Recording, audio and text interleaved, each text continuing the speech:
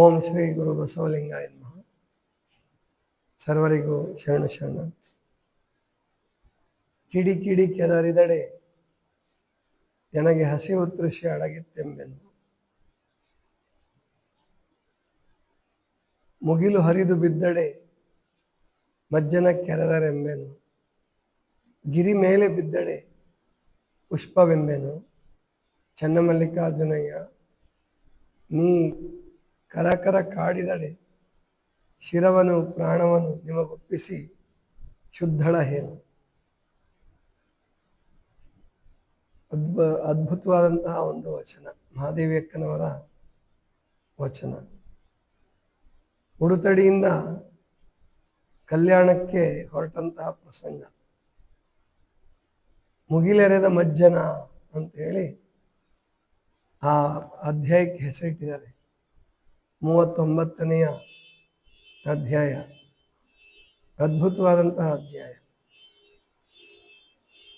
ಅದನ್ನ ಎಷ್ಟು ಚೆನ್ನಾಗಿ ತಗೊಂಡಿದ್ದಾರೆ ಮಾತಾಜಿಯವರು ಅಂದ್ರೆ, ಮಹಾದೇವಿ ಅಕ್ಕನಿಗೆ ಈ ಕಾಮುಕರ ಕಡೆಯಿಂದ ಬಹಳ ತೊಂದರೆ ಆಗ್ತಾ ಇತ್ತು. ಬಟ್ಟೆ ತೊಟ್ಟರೆ ಭಿಕ್ಷುಕಳಂತ ಅಂತಿದ್ರು, ಬಟ್ಟೆ ತೆಗೆದು ಹೊಗೆದ್ರೆ ಹುಚ್ಚಿ ಅಂತಿದ್ರು. ಏನ್ ಮಾಡಿದ್ರು ಕಷ್ಟ. ಎಂಥ ಬಟ್ಟೆ ಧರಿಸಿದ್ರು ಕೂಡ, ಚಿಂದಿ ಬಟ್ಟೆ ಉಟ್ಕೊಂಡ್ರು ಮಹಾದೇವಿ ಅಕ್ಕನಿಗೆ ಇದು ತಪ್ತಿರ್ಲಿಲ್ಲ. ಅಂದ್ರೆ ಅಷ್ಟು ಸುಂದರವಾದಂತಹ ಮೈಕಟ್ಟು ಮಹಾದೇವಿ ಅಕ್ಕನದು. ಒಂದ್ ದಿವಸ ಮಹಾದೇವಿ ಅಕ್ಕನಿಗೆ ಇಷ್ಟು ಬೇಜಾರಾಗತ್ತೆ ಅಂತಂದ್ರೆ, ಕೆಲವು ಯುವಕರು ಏನೇನೋ ಹಾಡೋದು, ಶಿಲೆ ಹಾಕೋದು, ಈ ಥರ ಎಲ್ಲ ಮಾಡಿದಾಗ ಬೇಜಾರಾಗಿ ಅವತ್ತು ನನ್ನ ರೂಪವನ್ನೇ ವಿಕಾರ ಮಾಡ್ಕೊಂಡ್ಬಿಡ್ಬೇಕು, ವಿಕೃತ ಮಾಡ್ಕೊಂಡ್ಬಿಡ್ಬೇಕು, ಹಲ್ಲೆಲ್ಲ ಜಜ್ಜಿ ಹಲ್ಲು ಮುರಿದಾಕ್ಬಿಟ್ರೆ ನನ್ನನ್ನು ಮುದುಕಿ ಅಂತ ತಿಳ್ಕೊಳ್ತಾರೆ. ಈ ದಟ್ಟವಾದ ಕೂದಲುಗಳನ್ನ ಕತ್ತರಿಸಿ ಒಗೆದು ಬಿಡೋಣ. ಆಫ್ ಮಾಡಿ ಪುಣ್ಯಾತ್ಮ, ಏನ್ ಮನುಷ್ಯ ಇಲ್ಲಿ ಯಾಕೆ ಮೊಬೈಲ್ ತರ್ತೀರಿ? ಆಮೇಲೆ ಒಂದ್ಸಾರಿ ಬೆಂಕಿಯಲ್ಲಿ ಹಾದು ಬಂದ್ಬಿಟ್ರೆ ನನ್ನ ಶರೀರ ಎಲ್ಲ ವಿಕೃತ ಆಗತ್ತೆ. ಆವಾಗ ಈ ಕಾಮುಕ ವ್ಯಕ್ತಿಗಳು ನನ್ನನ್ನು ನೋಡಿ ಅಸಹ್ಯ ಪಟ್ಕೊಂತಾರೆ. ಆದರೆ ಚನ್ನಮಲ್ಲಿಕಾರ್ಜುನನಿಗೆ, ಪರಮಾತ್ಮನಿಗೆ ಈ ಹೊರಗಿನ ಸೌಂದರ್ಯದ ಅಗತ್ಯ ಇಲ್ಲ ಅಂತ ಹೇಳಿ ಒಂದು ಕಲ್ಲನ್ನು ತೆಗೆದುಕೊಂಡು ಜೋರಾಗಿ ಇಲ್ಲಿಗೆ ಬಡ್ಕೊಂತಾರೆ ಕೆನ್ನೆಗೆ. ಇದನ್ನ ದೂರದಿಂದ ನೋಡ್ತಾ ಇದ್ದಂತಹ ಒಬ್ಬ ಮಧ್ಯಮ ವಯಸ್ಸಿನ ತಾಯಿ, ಹೆಚ್ಚು ಕಡಿಮೆ ತನ್ನ ಲಿಂಗಮ್ಮ ತಾಯಿಯ ವಯಸ್ಸಿನ, ಬಂದು ಆಕೆಯನ್ನು ಬಿಡಿಸಿ ಆ ಕಲ್ಲು ತೆಗೆದು ಒಗೆದು ಒಂದು ಯಾವುದೋ ಗಿಡಮೂಲಿಕೆ ತಪ್ಪಲ ತಂದು ಕೈಯಲ್ಲಿ ಉಜ್ಜಿ ಅದ ಗಾಯ ಆಗಿದ್ದ ಜಾಗಕ್ಕೆ ಹಚ್ತಾರೆ. ಯಾಕವ್ವ ಇಂಥ ಕೆಲಸ ಮಾಡ್ತಾ ಇದೀಯಾ? ಎಲ್ಲಿಂದ ಹೊರಟಿದೀಯಾ? ಮಹಾದೇವಿ ಅಕ್ಕ ಎಲ್ಲದನ್ನೂ ಹೇಳಕ್ಕಾಗಲ್ಲ. ತನ್ನ ಅಸಹಾಯಕ ಪರಿಸ್ಥಿತಿಯನ್ನು ಹೇಳಿದಾಗ ಆಕೆ ಅಂತಾಳೆ, ಹಂಗೆಲ್ಲ ದುಡುಕಿನ ಕೈಗೆ ಬುದ್ಧಿಯನ್ನು ಕೊಡಬೇಡ. ಈಗ ನಾನು ಬರದೇ ಹೋಗಿದ್ರೆ ನಿನ್ನ ಗತಿ ಏನಾಗ್ತಿತ್ತು? ಒಂದ್ಸಾರಿ ನೀನು ದುಡುಕಿ ಸೌಂದರ್ಯವನ್ನು ಕಳ್ಕೊಂಡ್ರೆ, ಹಲ್ಲು ಕಳ್ಕೊಂಡ್ರೆ ಮತ್ತೆ ಮರಳಿ ಬರೋದಿಲ್ಲ. ಇಲ್ಲ, ಅದರ ಅಗತ್ಯ ನನಗಿಲ್ಲ. ಇಲ್ಲ, ಶರೀರವನ್ನ ಹಾಗೆ ಗಾಯ ಮಾಡ್ಕೊಳ್ಳೋದ್ರಿಂದ ಆಗಲಿ ಅಥವಾ ತೊಂದರೆ ಮಾಡ್ಕೊಳ್ಳೋದ್ರಿಂದ ನೀನು ಪರಮಾತ್ಮ ನೋಡ್ಸೋಕ್ಕಾಗಲ್ಲ ಅಂತ ಹೇಳಿದಾಗ ಮಹಾದೇವಿ ಅಕ್ಕಂಗೆ ಸ್ವಲ್ಪ ಸಮಾಧಾನ ಅನಿಸುತ್ತೆ. ಆದರೂ ಮಧ್ಯಾಹ್ನ ಬಿಸಿಲು ಜೋರಿರುತ್ತೆ, ಹೊರಟು ಬಿಡ್ತಾರೆ ಅಲ್ಲಿಂದ. ನೋಡೋಣ ಹತ್ತಿರದಲ್ಲಿ ಯಾವುದಾದ್ರು ಗುಡಿ ಸಿಗುತ್ತೆ ನೋಡ್ಕೊಳಕ್ಕೆ ಅಂತೇಳಿ ಹೋಗ್ತಾ ಹೋಗ್ತಾ ಇರುವಾಗಲೇ ಮೋಡಗಳು ಬರೋದು, ಜನ ಎಲ್ಲ ಮಾತಾಡ್ಕೊಳ್ಳೋದು, ಇನ್ನೇನು ಮುಂಗಾರು ಮಳೆ ಪ್ರಾರಂಭ ಆಗುತ್ತೆ ಅಂತ ಹೇಳೋದು ಎಲ್ಲ ಕೇಳಿಸ್ಕೊಂತಾರೆ. ಸ್ವಲ್ಪ ದೂರ ಕಾಡಲ್ಲಿ ನಡೀತಿರುವಾಗಲೇ ಕಾಲಿಗೊಂದು ಮುಳ್ಳು ಚುಚ್ಚಿ ಕಾಲನ್ನು ಮುಳ್ಳು ಮುರಿದ್ಬಿಟ್ಟಿರುತ್ತೆ. ಅದನ್ನು ತೆಗಿಬೇಕು ಅಂತ ಪ್ರಯತ್ನ ಪಟ್ಟರು, ಸಾಧ್ಯ ಆಗಲಿಲ್ಲ.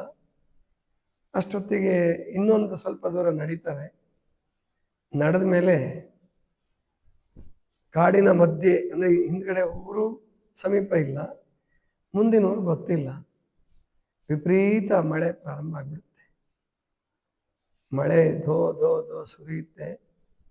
ಒಂದು ಕಡೆ ಕಾಲಿನಲ್ಲಿ ಮುಳ್ಳಿನ ಬಾಧೆ, ಇನ್ನೊಂದು ಕಡೆ ಕೆನ್ನೆಗೆ ಆದಂಥ ಗಾಯ, ಅದರ ಬಾಧೆ, ಜೊತೆಗೆ ಮಳೆಯಲ್ಲಿ ನೆಂದಿದ್ದು, ಇದೆಲ್ಲ ಸೇರಿ ಆಕೆ ತುಂಬ ವೇದನೆ ಆಗುತ್ತೆ.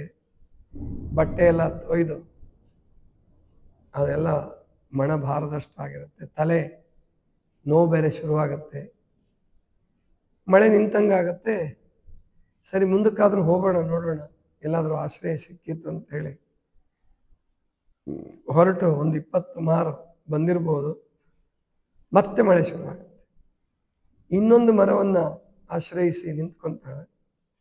ಮಳೆ ಮೊದಲಿಗಿಂತ ಜೋರಾಗುತ್ತೆ. ಗುಡುಗು ಸಿಡ್ಲು ಜೋರಾಗತ್ತೆ. ಒಂದು ಇಡೀ ಜಗತ್ತಿಗೆ, ಕಾಡಿಗೆ ಬೆಂಕಿ ಹತ್ತೇನೋ ಅನ್ನೋಷ್ಟ್ರ ಮಟ್ಟಿಗೆ ಜೋರಾಗಿ ಮಿಂಚು ಬರುತ್ತೆ. ಅದ್ರ ಹಿಂದೆ ಅದ್ರ ಜೊತೆಗೇನೆ ಗುಡುಗು ಬಂದು ಆಕೆ ಮೊದಲೇ ನಿಂತಿದ್ಲಲ್ಲ ಆ ಮರಕ್ಕೆ ಹೊಡೆದು ಬಿಡುತ್ತದ. ಆ ಮರ ಅಂತಹ ಮಳೆಯಲ್ಲೂ ಹೊತ್ಕೊಂಡು ಉರಿಯೋದು ಕಾಣಿಸುತ್ತೆ. ದೇವರೇ, ಅಲ್ಲೇ ನಿಂತಿದ್ರೆ ಒಳ್ಳೇದಾಗ್ತಿತ್ತು, ನಾನು ಅದ್ರ ಜೊತೆ ಹೋಗ್ಬಿಡ್ತಿದ್ದೆ ಅನ್ಕೊಂತಾರೆ. ಆದರೂ ಮತ್ತೆ ವಿಧಿಯ ಆಟ, ಅದನ್ನು ಒಪ್ಕೊಳ್ಳೇಬೇಕು. ಮಹಾದೇವಿಯಕ್ಕ ಮತ್ತೆ ಮುಂದಕ್ಕೆ ಅಲ್ಲೇ ಆ ಮರದ ಕೆಳಗೆ ಮಳೆ ಜೋರಾಗಿ ಸುರಿತಾ ಇದೆ. ಇನ್ನು ಹೋಗೋಕ್ಕಾಗಲ್ಲ, ಮುಂದಕ್ಕೆ ಹೋಗೋಕ್ಕಾಗಲಾರ್ದಷ್ಟು ಮಳೆ, ಜೊತೆಗೆ ಆ ನೆಲದಲ್ಲೆಲ್ಲ ನೀರು ಹರಿಯಕ್ಕೆ ಶುರುವಾಗುತ್ತೆ. ಏನು ಮಾಡೋದು, ಮೈಯೆಲ್ಲ ನೆನೆದು ನಡ್ಕ ಶುರುವಾಗಿದೆ. ಜ್ವರ, ಒಳಗಡೆಯಿಂದ ಜ್ವರ, ಬಿಸಿ ಶುರುವಾಯಿತು. ಇನ್ನು ಪರಮಾತ್ಮನೇ ಕಾಪಾಡಬೇಕು ಅಂತ ಹೇಳಿ ಮಹಾದೇವಿ ಅಕ್ಕ ಆ ಮರದ ಕೆಳಗಡೆ ಪದ್ಮಾಸನ ಹಾಕಿ ಕೂತ್ಬಿಟ್ಟು ಆ ಮರಕ್ಕೆ ಹೊರಗೆ ಕಣ್ಣು ಮುಚ್ಚಿಬಿಡ್ತಾಳೆ. ಅದೆಷ್ಟೊತ್ತು ಮಳೆ ಸುರಿತೋ ಏನಾಯಿತು, ಮಹಾದೇವಿ ಅಕ್ಕನ ಪ್ರಜ್ಞೆ ತಪ್ಪು ಹೋಗುತ್ತೆ. ಮರುದಿವಸ ಬೆಳಗ್ಗೆ ಆ ದಾರಿಯಲ್ಲಿ ಹೋಗ್ತಾ ಇದ್ದಂತಹ ಒಬ್ಬರು ಚಂದ್ರಪ್ಪ ಗೌಡ್ರು ಅಂತ ಹೇಳಿ ಅವ್ರ ಗಾಡಿಗೆ, ಆ ಗಾಡಿ ಹೊಡೆಯೋನಿಗೆ ಒಂದೇನೋ ಶರೀರ ಬಿದ್ದಂಗೆ ಕಾಣುತ್ತೆ. ಅವರು ಎತ್ಕೊಂಡು ಹೋಗಿ ರುದ್ರಾಕ್ಷಿ ಇರೋದು, ಜೋಳಿಗೆ ಇರೋದೆಲ್ಲ ನೋಡಿಬಿಟ್ಟು ಈಕೆ ಸಾಮಾನ್ಯ ಯೋಗಿಣಿ ಅಲ್ಲ, ಆಕೆ ವಿದ್ಯಾವಂತಳೇ ಇರಬೇಕು ಅಂತೇಳಿ ಮನೆ ಕರ್ಕೊಂಡೋಗಿ ಉಪಚರಿಸ್ತಾರೆ. ಮಹಾದೇವಿ ಅಕ್ಕನಿಗೆ ಮತ್ತೆ ಎಚ್ಚರ ಬರುತ್ತೆ. ವೈದ್ಯರ ಹತ್ರ ಚಿಕಿತ್ಸೆ ಮಾಡಿಸ್ತಾರೆ. ಆಮೇಲೆ ಮತ್ತೆ ಕೆಲವು ದಿವಸ ಅಲ್ಲಿದ್ದು ವಿಶ್ರಾಂತಿ ತಗೊಂಡು ಮುಂದಕ್ಕೆ ಹೋಗ್ತಾರೆ. ಇದೆಲ್ಲ ಯಾಕೆ ನೆನಪಾಯ್ತಪ್ಪ ಅಂದರೆ, ಇವತ್ತು ನಾವು ಮೊದಲನೇ ಮುಂಗಾರು ಮಳೆಯ ಮಳೆಯನ್ನು ಅನುಭವಿಸಿದ್ದೀವಿ. ಆಲಿಕಲ್ ಬಿತ್ತು, ನಿಮಗೆಲ್ಲ ಸಂತೋಷ ಆಯಿತು. ಅವತ್ತು ನಾವು ಅನುಭವಿಸ್ಬೇಕಾದ ಕಷ್ಟವನ್ನೆಲ್ಲ ಮಹಾದೇವಿ ಅಕ್ಕ ಅನುಭವಿಸ್ಬಿಟ್ಟಿದ್ದಾರೆ ಅಂತ ಕಾಣುತ್ತೆ. ಅದಕ್ಕೆ ಮಹಾದೇವಿ ಅಕ್ಕನ ಹೆಸರು ಹೇಳಿದ್ರೆ, ಬಸವಣ್ಣವರ ಹೆಸರು ಹೇಳಿದ್ರೆ, ಅಲ್ಲಮ ಪ್ರಭುಗಳ ಹೆಸರು ಹೇಳಿದ್ರೆ, ಶರಣೆಯರನ್ನು ನೆನೆಸಿದ್ರೆ, ವಚನಗಳನ್ನು ಹೇಳಿದರೆ ಇವತ್ತು ನಮ್ಮ ಜೀವನ ಕಟ್ಕೊಳ್ಳೋಷ್ಟು ಸಾಮರ್ಥ್ಯ ಬರುತ್ತೆ. ಜನರಿಗೂ ಸಂತೋಷ ಆಗತ್ತೆ. ಅದರಿಂದನೇ ಈ ಮಹಾಮನೆ ಈ ಮಟ್ಟಕ್ಕೆ ಬೆಳೆದಿದೆ. ಆರೋಗ್ಯ ಕ್ಷೇತ್ರವನ್ನು ಹಿಡ್ಕೊಂಡು ಶರಣರು ಹೇಳಿದ ಆರೋಗ್ಯದ ವಚನ, ಆರೋಗ್ಯಾಮೃತದಲ್ಲಿ ಮೊದಲನೇ ವಚನ ಇದೇನೆ. ಮಹಾದೇವಿ ನಡೆ ಶುಚಿ, ನುಡಿ ಶುಚಿ, ತನು ಶುಚಿ, ಮನಶುಚಿ, ಭಾವಶುಚಿ. ಇಂತಿ ಪಂಚತೀರ್ಥವನ್ನು ಒಳಕೊಂಡು ಮರ್ತ್ಯದಲ್ಲಿ ನಿಂದ ನಿಮ್ಮ ಶರಣರ ತೋರಿ ಎನ್ನ ನುಡಿಕೊಳ್ಳ ಚನ್ನಮಲ್ಲಿಕಾರ್ಜುನ. ಇದೊಂದೇ ವಚನ ಇಟ್ಕೊಂಡು ವಿಶ್ವ ಆರೋಗ್ಯ ಸಂಸ್ಥೆಯ ವ್ಯಾಖ್ಯಾನದ ಪ್ರಕಾರ 4 ರೀತಿಯ ಆರೋಗ್ಯವನ್ನು ವಿಂಗಡಿಸಿ, ದೈಹಿಕ ಆರೋಗ್ಯ, ಮಾನಸಿಕ ಆರೋಗ್ಯ, ಆಧ್ಯಾತ್ಮಿಕ ಆರೋಗ್ಯ ಮತ್ತು ಸಾಮಾಜಿಕ ಆರೋಗ್ಯ, ಹೀಗೆ 4 ವಿಭಾಗಗಳನ್ನು ಮಾಡಿ ಪುಸ್ತಕವನ್ನು ಬರೆದು, ಇವಾಗ 2 ವಿಭಾಗ ಆಗಿದೆ, ಇನ್ನೊಂದು ಭಾಗ ಬರಬೇಕದು. ಅದು ಹಾಗೆ ಮುಂದಕ್ಕೆ ಹೋಗ್ತಾನೆ ಇದೆ.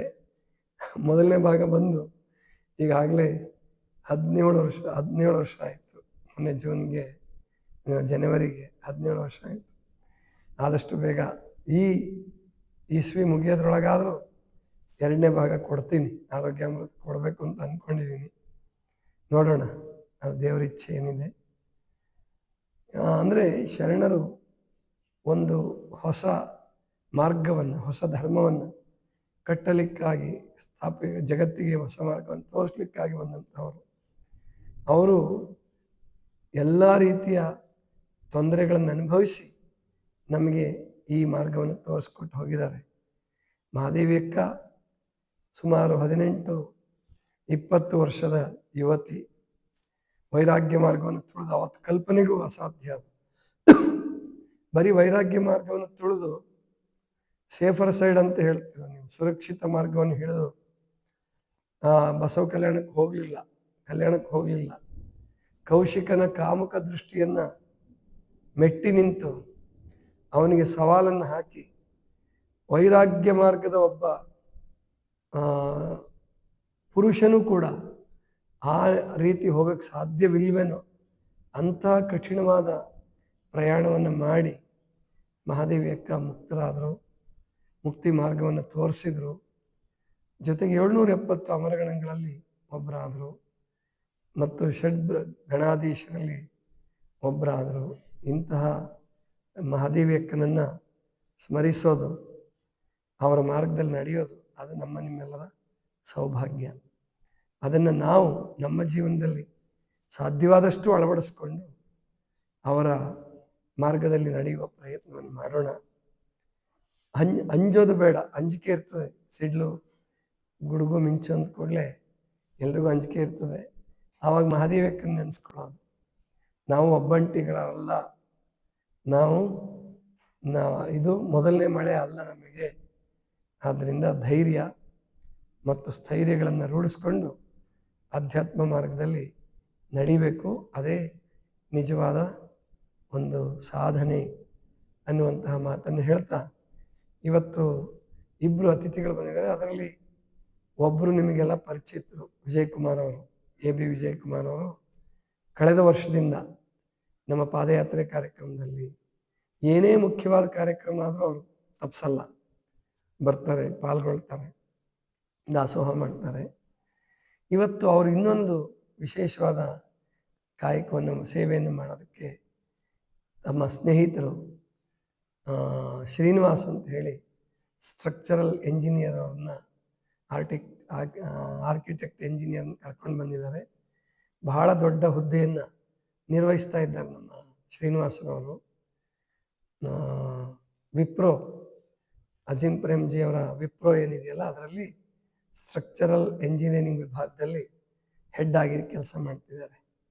ಬಹಳ ದೊಡ್ಡ ವಿದೇಶದಲ್ಲೂ ಕೂಡ ಅವರು ಕಾರ್ಯವನ್ನು ನಿರ್ವಹಿಸಿದ್ದಾರೆ. ಡೆಲ್ಲಿನಲ್ಲಿ, ಉತ್ತರಾಖಂಡದಲ್ಲೆಲ್ಲ ಕೆಲಸ ಮಾಡಿದ್ದಾರೆ. ನಮ್ಮ ನಾಡು ಬೇಕು, ಬೆಂಗಳೂರಲ್ಲೇ ಇರಬೇಕು, ತಾಯಿ ತಂದೆಗಳ ಜೊತೆ ಇರಬೇಕು ಅಂತ ಹೇಳಿ, ಜೊತೆಗೆ ಗುರು ಮಾರ್ಗದಲ್ಲೂ ಇದ್ದಾರೋ, ದೈವಿ ಮಾರ್ಗದಲ್ಲಿ ಗುರುಗಳ ಆಶೀರ್ವಾದವನ್ನು ಪಡ್ಕೊಂಡು ಅನೇಕ ಆಶ್ರಮಗಳನ್ನು ಕೂಡ ಈಗಾಗಲೇ ಪ್ಲ್ಯಾನ್ ಮಾಡಿ ಕೊಟ್ಟಿದ್ದಾರೆ. ಅಂಥವರು ಇವತ್ತು ಬಂದು ನಮ್ಮಲ್ಲೂ ಕೂಡ ಇನ್ನೂ ಕೆಲವು ಕೊಠಡಿಗಳನ್ನು, ಜೊತೆಗೊಂದು ಕಟ್ಟಡವನ್ನು ನಿರ್ಮಿಸಬೇಕು ಅಂತ ಹೇಳಿ ಎಲ್ಲ ಟ್ರಸ್ಟಿಗಳು, ಭಕ್ತರು ಬಯಸ್ತಾ ಇದ್ದಾರೆ. ಅದು ಬೇಗ ಕೈಗೂಡುವಂತೆ ಆಗಲಿ. ಶ್ರೀನಿವಾಸ್ ಅವರ ಮಾರ್ಗದರ್ಶನ, ಸಲಹೆ ಮತ್ತು ಅವ್ರ ವಿದ್ಯೆ ಅದನ್ನು ಬಳಸ್ಕೊಂಡು ಒಂದು ಒಳ್ಳೆ ಕಟ್ಟಡ ಈ ಭಾಗಕ್ಕೆ, ಅಂದರೆ ಪರಿಸರ ಸ್ನೇಹಿ ಕಟ್ಟಡ ಕಟ್ಟಬೇಕು ಅಂದ್ಕೊಂಡಿದ್ದಾರೆ ನಾವು. ಬರೀ ಎಲ್ಲರೂ ಕಟ್ಟೋ ಹಾಗೆ ಮಾಮೂಲಿ ಕಟ್ಟಿಗೆ, ಇಟ್ಟಿಗೆ, ಸಿಮೆಂಟು, ವಿಪರೀತ ಕಬ್ಬಿಣ ಬಳಸಿ ಮಾಡೋದಕ್ಕಿಂತ ಎಷ್ಟು ಸಾಧ್ಯವಾಗುತ್ತೋ ಅಷ್ಟು ಪರಿಸರ ಸ್ನೇಹಿ ಕಟ್ಟಡ ಬಂದವರು ನೋಡಿ ಸಂತೋಷ ಪಡಬೇಕು. ಹಾಗೆ ನಾವು ಕಟ್ಟಬೇಕು ಅಂತ ಬಯಸಬೇಕು, ಹಾಗೆ ಮಾಡಬೇಕು ಅನ್ನುವಂಥ ಇಚ್ಛೆಯನ್ನು ಅವರು ಹೊಂದಿದ್ದಾರೆ. ಅದನ್ನು ಪರಮಾತ್ಮ ವಿಶ್ವಗುರು ಬಸವಣ್ಣನವರು ಈಡೇರಿಸಲಿ, ಎಲ್ಲರ ಭಕ್ತರ ಸಂಕಲ್ಪ ಈಡೇರಲಿ ಅಂತ ಹಾರೈಸ್ತಾ ಅವರಿಗೆ ಶುಭವನ್ನು ಕೋರಿ ಇವತ್ತಿನ ಚಿಂತನವನ್ನು ಮುಕ್ತಾಯ ಮಾಡೋಣ. ಸರ್ವರಿಗೂ ಶರಣು ಶರಣ.